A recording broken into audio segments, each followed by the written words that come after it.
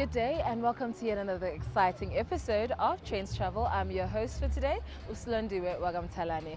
We kick off the show with a beer festival in Nigeria, then we come back home for some wine. Coming up next on Trendz Travel this week, we party the night away at the Nigerian Beer Festival. Breathtaking natural scenery in China.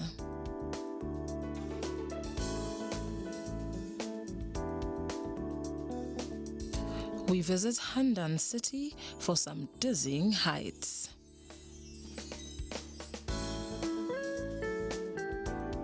And finally, we explore the world of art. All this and so much more on Trendz Travel this week.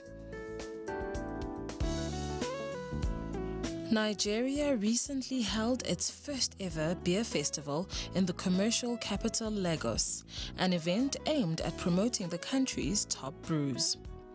The week-long event, which began on September 25th, ended with a big party that coincided with the country's 57th Independence Day celebration marked on October the 1st.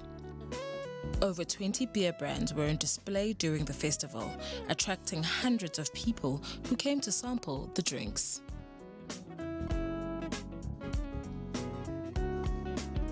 The festival brings everybody together to just have fun and relax. And you can take your mind off stress and just be yourself here. I mean, and today is Independence, so another reason to celebrate. It's just for me to come with my friends to entertain ourselves. I'm not really into beer, but most times when I take beer, I feel comfortable. I really feel comfortable, nice. Nigeria is Africa's second biggest beer market, which is currently dominated by Heineken and Diageo. Nigerians drink 16 million hectoliters of beer a year, which is half as much as South Africans, the continent's biggest beer market. For the first edition, it was, I must tell you, very challenging. Convincing the people, trying to introduce what beer festivals should be like. It's not a beer village that Nigerians are used to, just sitting down and drinking. It's supposed to be a celebration of lifestyle, a celebration of culture, a celebration of the people, a celebration of beer. Okay, so it took time trying to convince people, convince the breweries, the major breweries, stakeholders and government about the need for this to happen, and that's what you see today. Guests were entertained by artists while various beer vendors and brewers displayed their brands. Organizers hope to grow the event one day to rival the famed German Oktoberfest beer festival.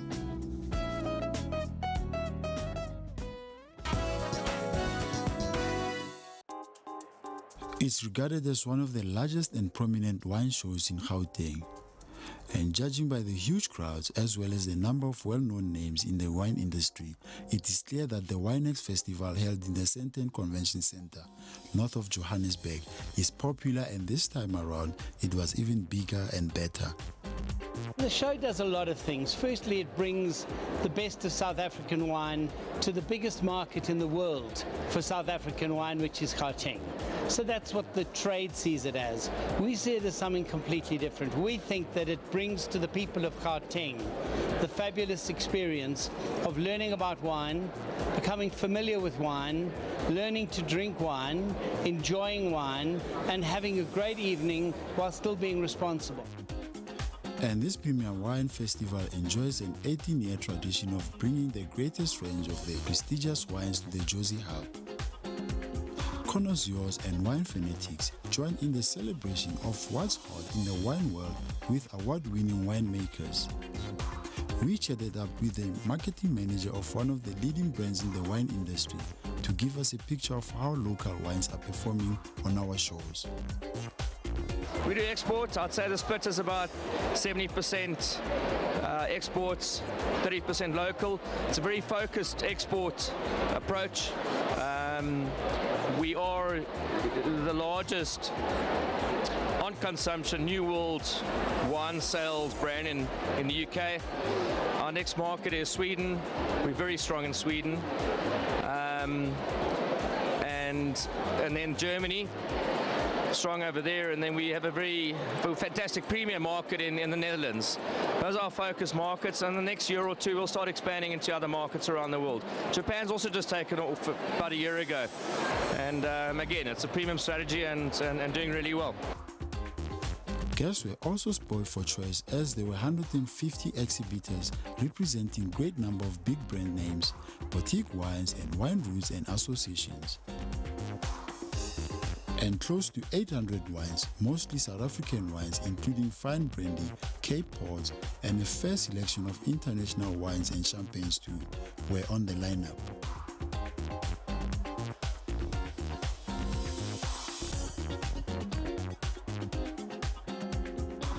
I like the fact that there's so many kind of wines to choose from. I am really enjoying myself. I love tasting the different wines. We're more of a white varietal, so the Sauvignon Blancs, Chenin Blancs. So we get to taste all the different areas of most of the Cape Town, like Hermanus, Stellenbosch. Favorites. At first I was confused whether what to have it with food. Well, the person who was serving pinotage said to me I can try it maybe with a bit of light meal, like your lamb. So it's light, it's very nice. I like pinotage a lot since I got here. But I'm a whiskey fan and a brandy fan. Unfortunately, today it's like wine tasting. But hey, what can we do? We're enjoying it. We are. Cheers, guys. With this wide range of wines, and those in attendance definitely learned a thing or two about their favorite drink of choice.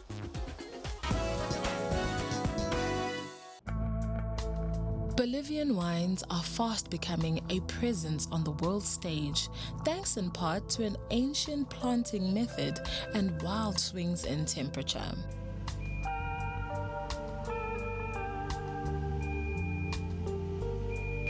You have a huge day and night difference. So if it is 25 or 30 degrees during the day, at night it could be only 5 degrees. What does this do?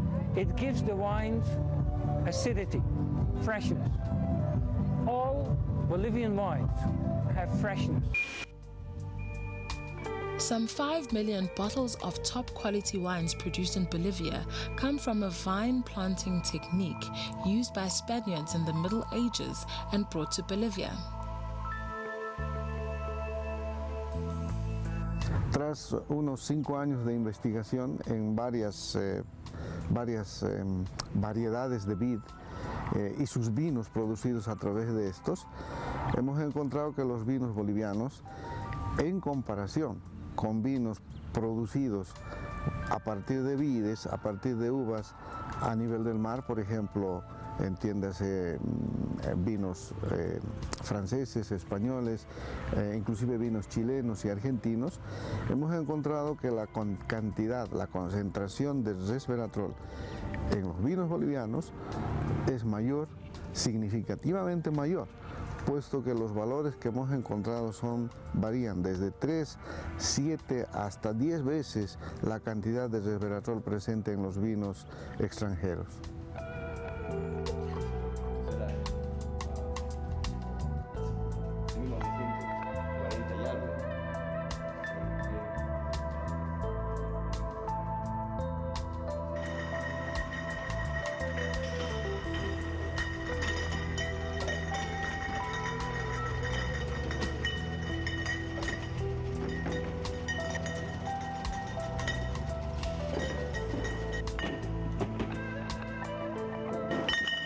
Y Tarija debería convertirse en el próximo Napa Valley o el Sonoma Valley, que son dos valles que están al norte de California, de San Francisco, que son el núcleo de la cultura vinícola de California. Y no solo eso, sino son centros turísticos y gastronómicos. O sea, los mejores restaurantes de Estados Unidos están ahí. Tarija debería ir en esa dirección. Bolivian physicists recently launched a study on the antioxidant levels in Bolivian grapes and wines, and they explained that this is another characteristic that makes them very unique.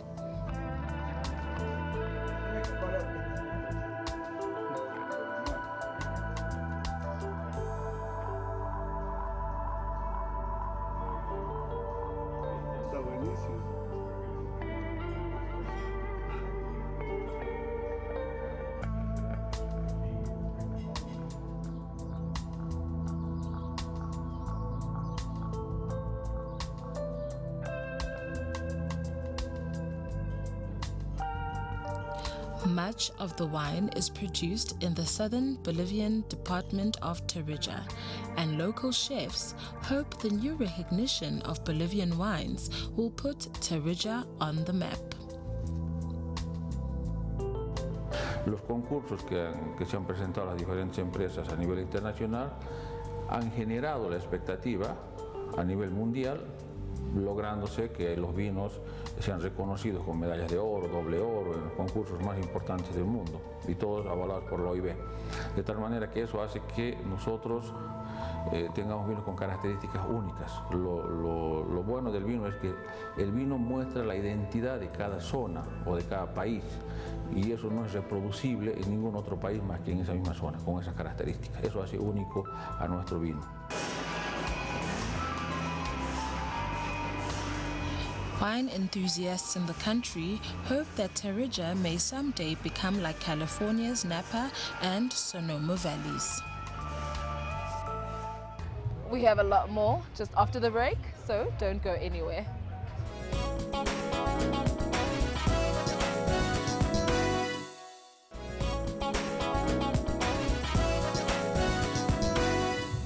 Welcome back. In this segment, we go to Ethiopia for a dance festival. Do enjoy.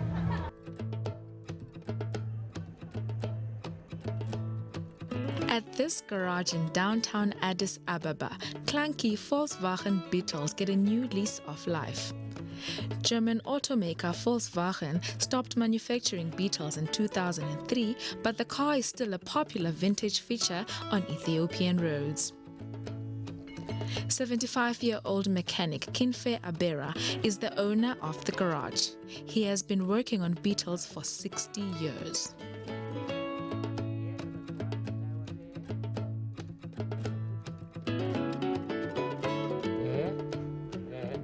Volkswagen የድሃ መኪና አገልግሎት ሰጪ የትም ቦታ ብትሄድ አያሳድሩ አገልግሎታቸው ጥሩ ነው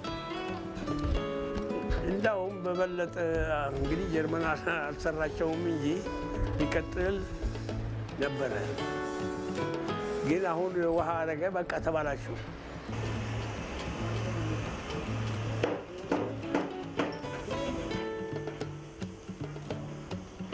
Restoring old or damaged Beetles is getting harder, Kinfe says, with authentic parts not as readily available.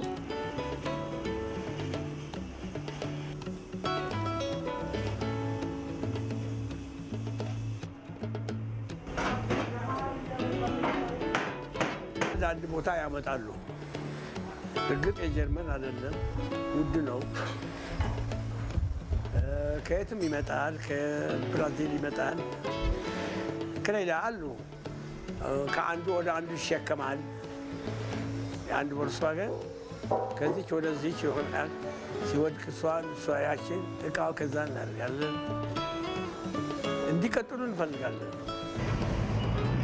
Volkswagen has been producing cars in Africa since 1951, when it started making the VW Beetle in South Africa. In Ethiopia, the car has been popular since the 70s, and while many see it as a classic, its affordability is also part of the draw that has kept it on the roads. A restored Beetle cost about $5,000. Cars in Ethiopia are generally expensive due to the high tax on imported vehicles. A 2014 Deloitte report put car ownership in the country at 2 for every 1,000 residents.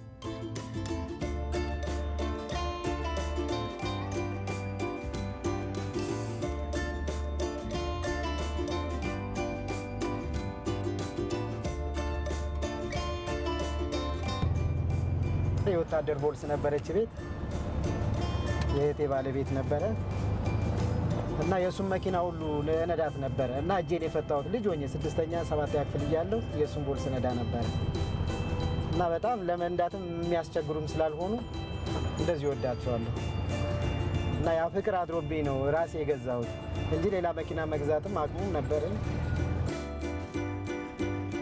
The streets of Addis Ababa are filled with dilapidated vehicles.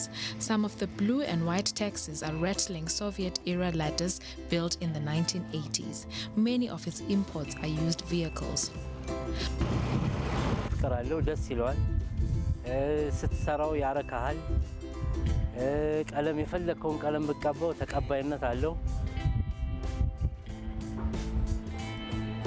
በቃ ወጣቱ ደግሞ ያባቱን አደራ ተረካቢ መስል በእነሱ ላይ ነው እምነት እናንተን ያለው በደንብ ከውጪ እቃ ይገባል ከብራዚል ከግብጽ ይሰራል ይስተካከላሉ Ethiopia also produces about 8,000 cars a year for the home market.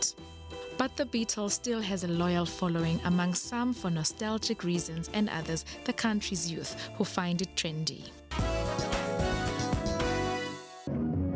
Ethiopia's first international dance festival culminated at the weekend with troops from across the country and other parts of the world performing to a full house. The festival was organized by Destino, a local dance company launched in 2014 with a social cause. The group uses dance as a tool to create opportunities for marginalized groups in the country, including physically and mentally disabled. For months, Destino carried out research on traditional dance, visiting 7 regions in the country to document the history of unique movements, their meaning, and the story behind them. The study was done in collaboration with the Ministry of Culture and Tourism, the University of Addis Ababa, and the University of Frankfurt. The findings were used in part to choreograph a blend of traditional and modern dance. They will also provide data and information for a film and book publication about Ethiopia's vast dance history.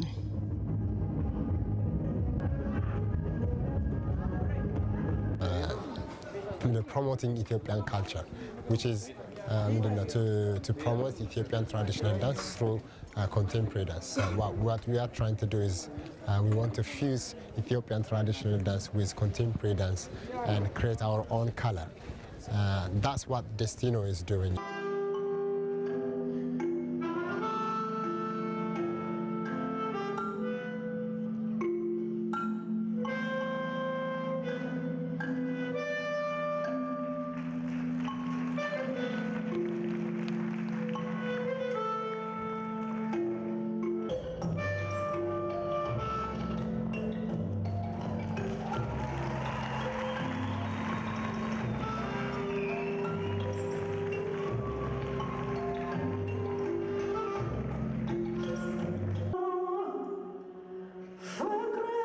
The festival also gave people with disabilities space on the stage with specially choreographed pieces.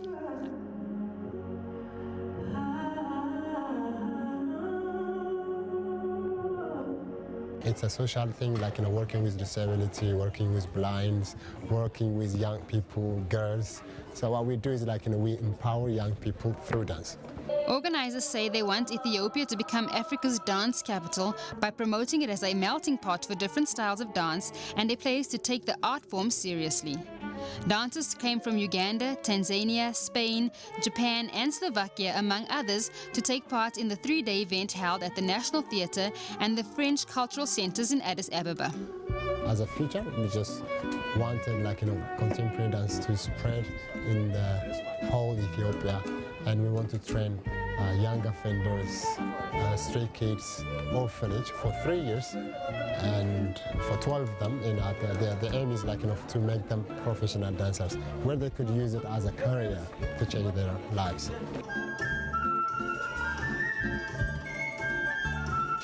Destino is one of the country's first contemporary dance groups to train and perform internationally.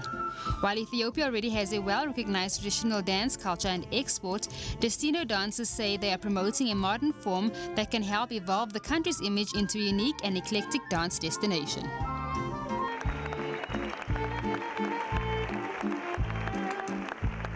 Yeah, it's our first time here in Ethiopia, the first time in Africa as well.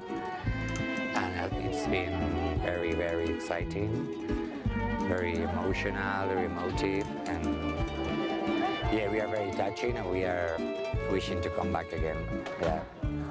ዋው እንትኑ በጣም ሲላ ሾው ማለት ነው ምክንያቱም ይሄ ሾው ሲሰራ እዚህ ሀገር ላይ መጀመሪያ ጊዜ ነው እና በሀገራችን ይሄ ሾው ሲሰራ ልክ እንዳልኩ መጀመሪያ ጊዜ ነው እና በጣም ደስ ይላል ምክንያቱም ከሁሉም ህብረተሰቦች ብሔር ብሔረሰቦች ተሰባስበው ነው ይሄ ሾው የተሰራውና የሆነ ተቀምጠህ ስትይ የሆነ አለው የሆነ ነገር አለው በጣም ስሜት የሚሰጥ ነገር አለው።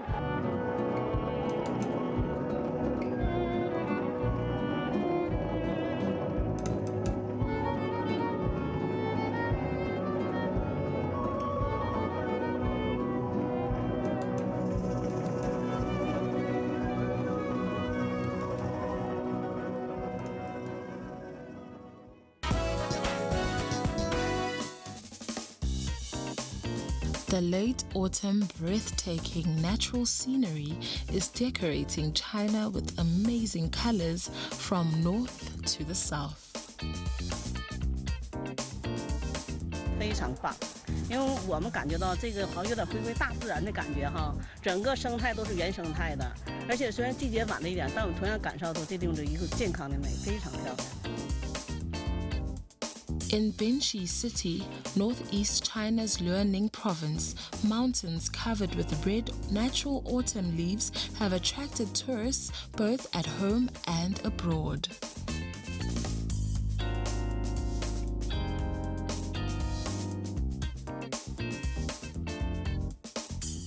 In Tiantai County, East China's Zhejiang Province, and Jiaquan City, northwest China's Gansu Province, the pleasant climate attracts groups of egrets hovering over rivers.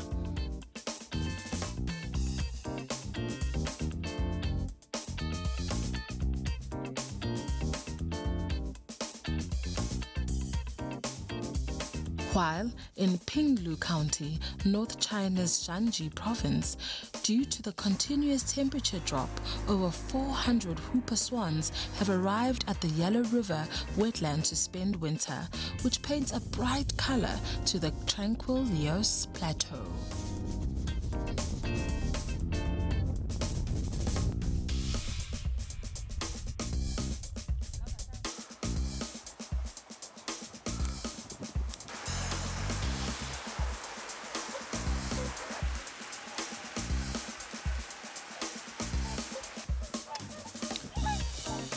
Mount Emei in southwest China's Sichuan province is enjoying a breathtaking autumn spell with its landscape decorated with countless colors and shrouded in enchanting cloud belts.5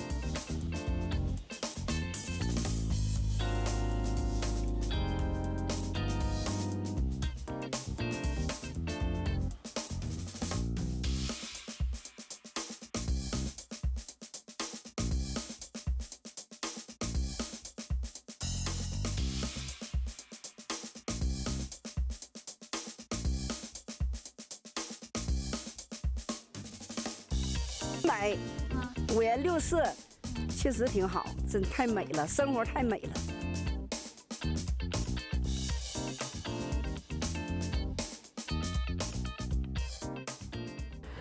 A walk in the clouds awaits you when we return, so don't go anywhere.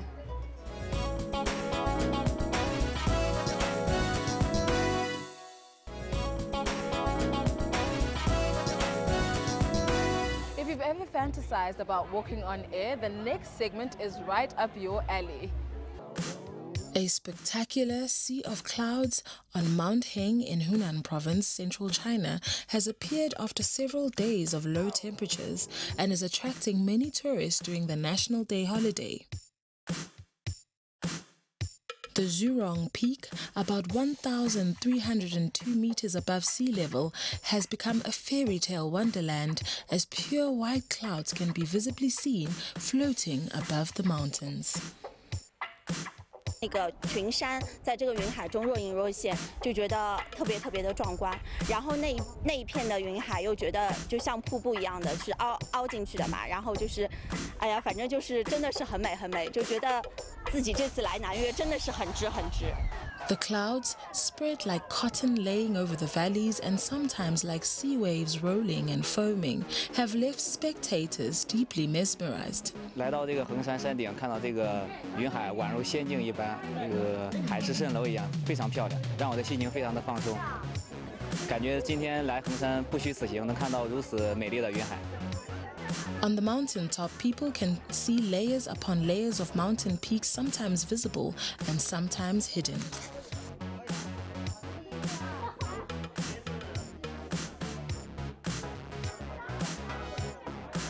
Many tourists felt quite relaxed after touring around Mount Heng.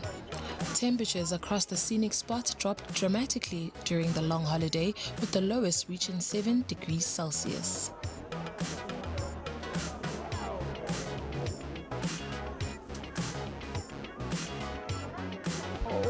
一上来我就特别冷，我这戴着围巾，然后也怕我小孩冻着，所以我就到这里看有开水，我就觉得挺温暖的。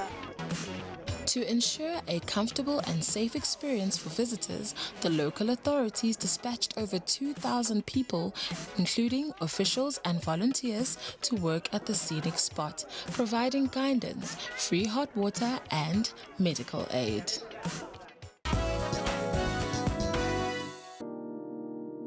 A newly opened glass skywalk in the East Taihang scenic area of Handan City, North China's Hebei province, offers tourists a chance to get stunning experience when strolling over it.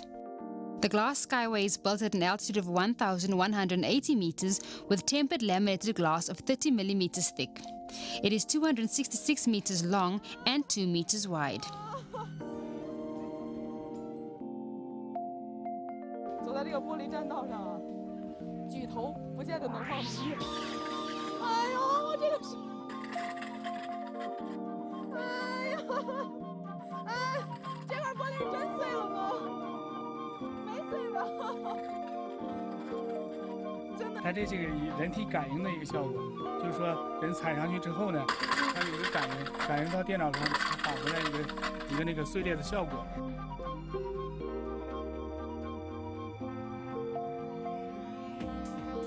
When tourists step onto the last part of the skywalk, they will have the most thrilling experience. The glass looks as if it's cracked, and you can even hear a crackling sound.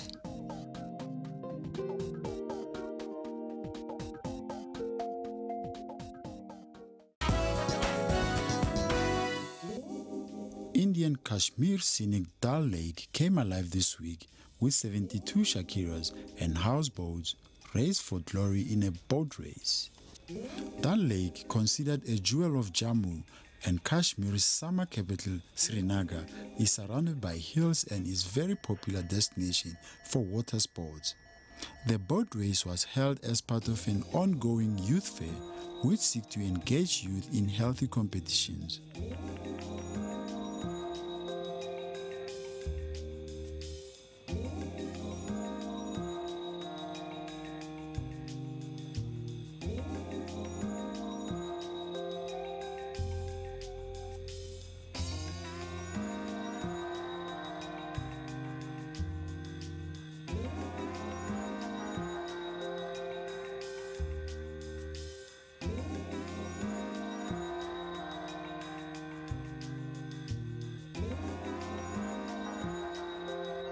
कम से कम 72 शिकाराज ने participate किया और इससे ये tourism promotion भी हो रही है और पर्टिकुलरली यूथ के लिए एक अच्छी एक्टिविटी है जिससे आपने देखा कि हमारे जो यूथ है चाहे वो एजुकेशन हो चाहे वो स्पोर्ट्स हो चाहे कोई भी टूर्नामेंट हो उसमें हम एक्सेल कर रहे हैं और हमारे पास बहुत सारा पोटेंशियल है। मुझे लगता है आने वाले दौर में जम्मू कश्मीर ऐसी एक्टिविटीज़ में लीड करेगा। Kashmir was once dubbed Switzerland of the East, and it was once a mecca for climbers, skiers and honeymooners, and filmmakers were drawn to the state's soaring peaks, fruit orchards and timber houseboats bobbing on Dal Lake. The tourism industry in Kashmir has been hit hard by over 2 decades, but attempts are being made to revive the industry, which was once the mainstay of the state's economy.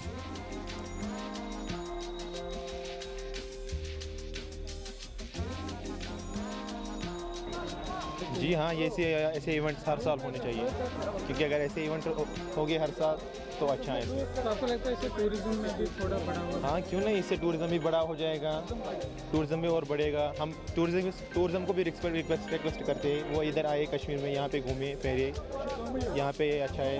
Kashmir तो बहुत खूबसूरत है, वो डल lake के अंदर आए घूमने के लिए।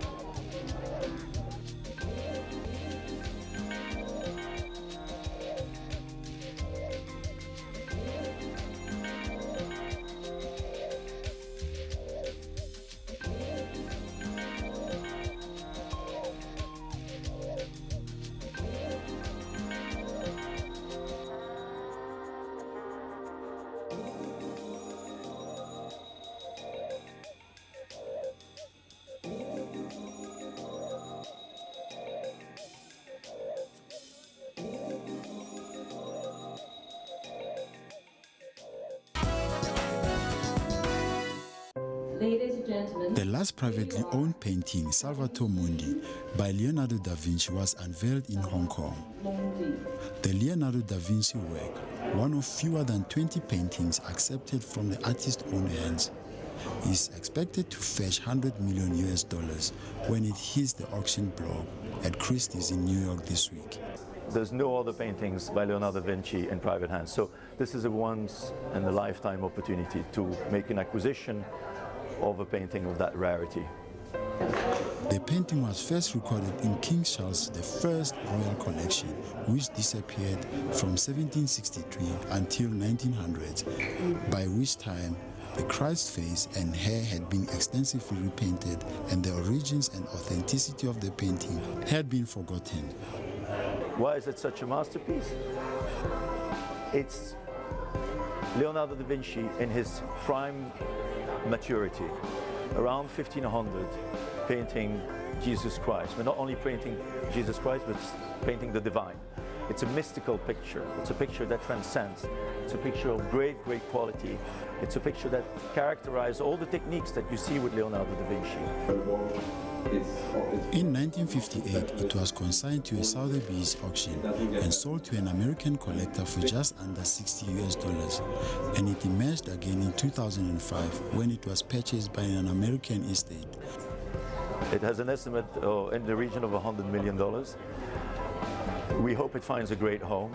We hope it finds someone that cherishes it in the way that Charles I cherished it, and it deserves to end up in a great museum. It deserves to have a museum built around it. It's as we said before, a once-in-a-lifetime opportunity. The world record auction price for a painting is held by Pablo Picasso, which sold for $179 million in 2015.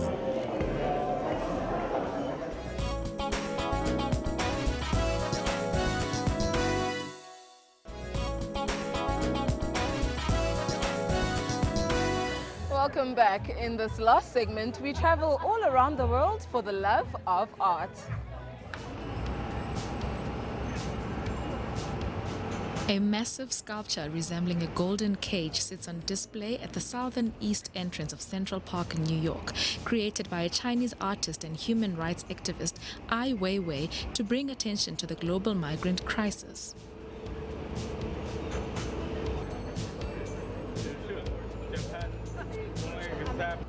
New York is great only because New York is mixed. It's people from everywhere, and they are so passionate and contribute all the talent from every level and all the energy, and contribute to make the city so great. So it's my privilege to have this show in the city. The work, titled Gilded Cage, is part of Ai's city-wide exhibit, Good Fences Make Good Neighbors, featuring more than 300 installations and multiple large-scale, site-specific works such as Gilded Cage in Manhattan and the Circle Fence at Flushing Meadows Corona Park.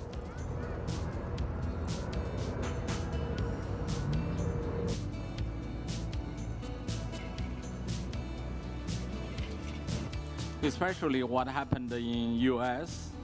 and we have policies to limits, put very low limits to accept refugees, and also trying to push away a lot of people already work here, born here, or made a great contribution to the society, and trying to push them away. We have new policies on traveling ban. We also want to build a so-called great, beautiful wall between U.S. and Mexico, which is unthinkable policy, but the same is already in this kind of process. Ai, who resided in New York from 1983 until 1993, said it was his privilege to make New York one of the most diverse cities in the world. His canvas. The multi-site, multimedia exhibit Circle Fence is made up of metal posts of different heights, adding a playfulness to the work functioning as hammocks for passerby. Still very much with no tolerance and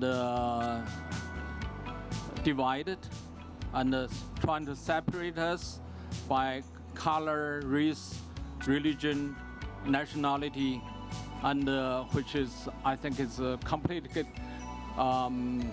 going backwards in against freedom, against humanity, against our understanding of our time.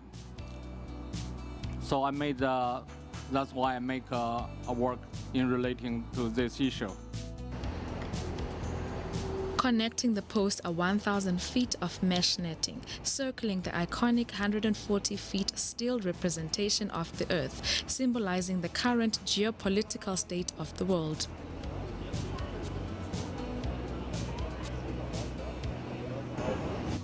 The project's made for the people of the city. Of course, if he's a resident of the city, President Trump also welcome to enjoy this sculpture.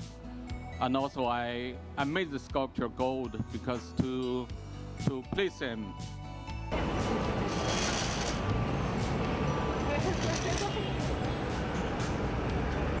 I'm not quite sure what it means for migrants, but yeah, the location is well chosen because obviously the direction chosen by Donald Trump is not like in favor of migration in the US, but many countries choose the same path actually.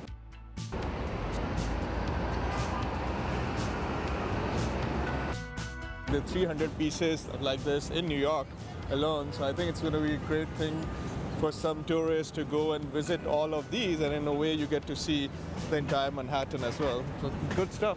Gilded Cage was strategically placed just a couple of blocks from Trump Tower, and I said that US President Donald Trump, who he sharply criticized during the presser for his immigration policy and border wall, is welcome to enjoy his work. The exhibit also includes sculptural interventions such as metal additions to 10 bus shelters around the city, as I sees transportation as a key component in the conversation around migration and refugees. The structural add-ons have additional seating, functioning both as art and urban amenity. I hopes that each work will draw attention to the role of the fence in dividing people and how it alters our perception of the environment in which it is placed. As Russia prepares to mark the centenary of October Revolution, the Tretyakov Gallery opened a large-scale exhibition named Someone 17, which illustrates influence these historic events had on the arts in the country and the entire world. The exhibition curators decided to move away from stereotypes and to avoid works depicting dramatic revolutionary events.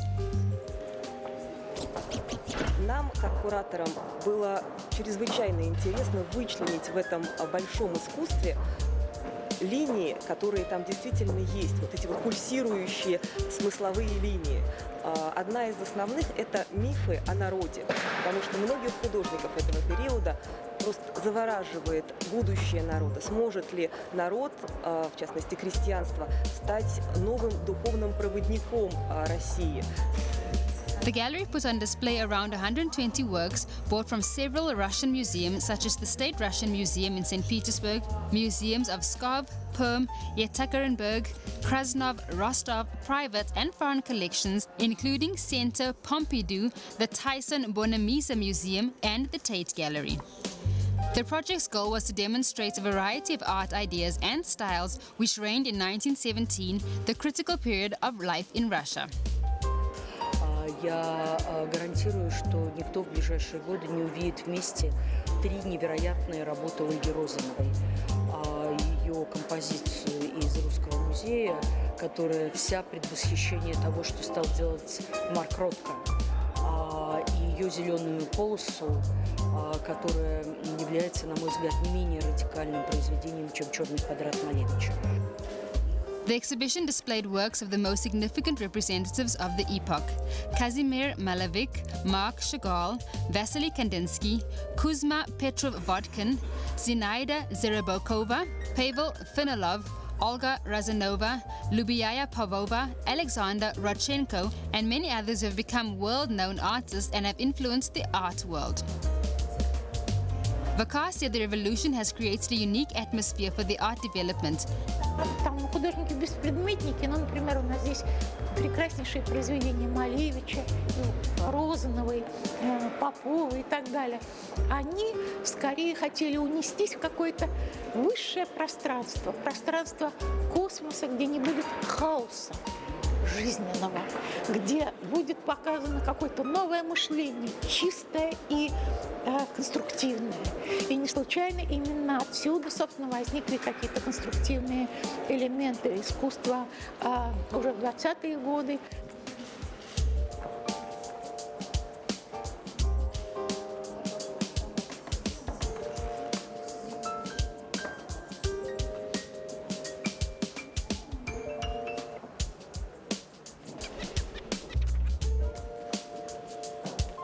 There was no censorship, nothing limited artists' imagination and passion for experiments.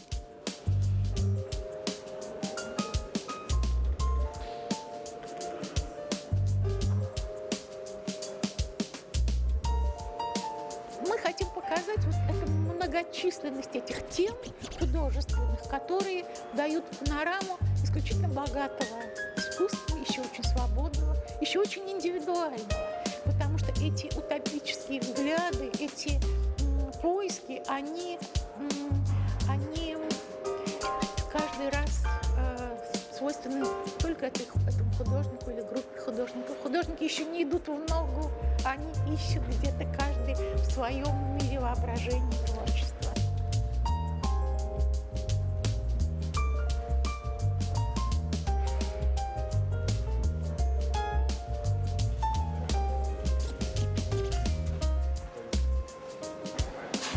Fashion and money did not rule the art scene in revolution time Russia.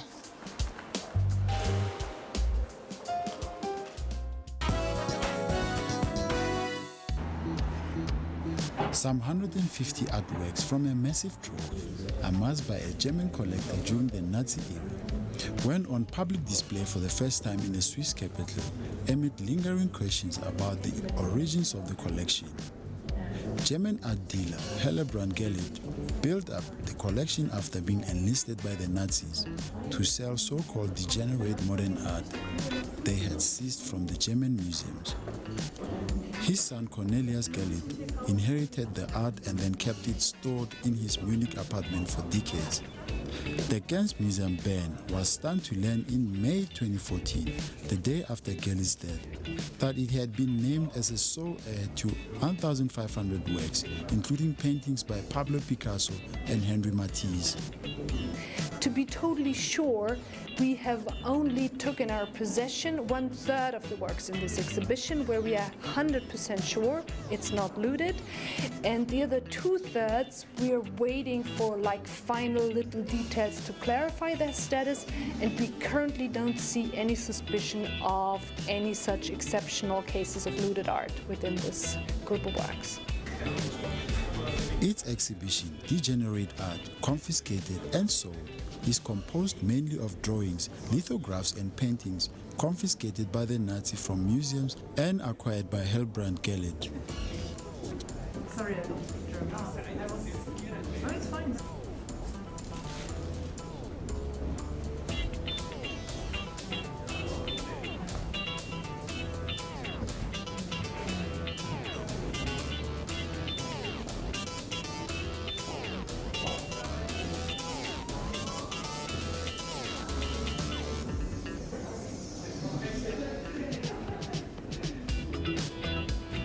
To a greater extent, we know about the Nazi history, but this is a chance to have a close look at what their politics towards art and artists were, and how they persecuted artists and art they didn't like, and how they did this systematically, and how they purged their own museums from art they didn't like, and how, and this is told in the exhibition in Bonn, how they stole art in occupied countries and from individuals. They include 20 works by Ernest Ludwig Kirchner, such as Love Scene, a 1908 color lithograph depicting two nude women embracing, woodcut prints by Emil Nord, horses painted by Franz Marc, and colorful women portraits by Otto Dix and other standouts. A separate exhibition of works from the Gallery collection will open in the German city of Bonn with the title Nazi Art Theft and its Consequences.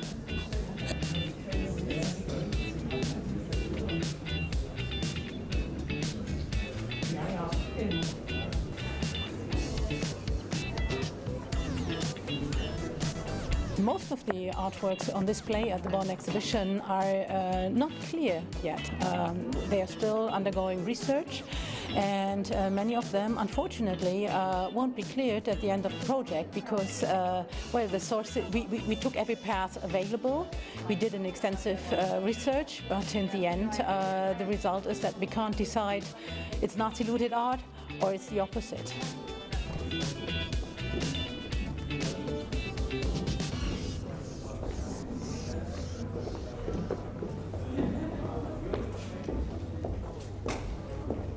We have categorized, well, one Nazi-looted art only 2 weeks ago, the Thomas Couture painting, which originates in the French collection, a very famous French collection. And this was very helpful that this artwork was in preparation for the exhibition in Bonn, because we could ask the restorers for art in Bonn to take a closer look, because we have a technical detail that led us to that collection.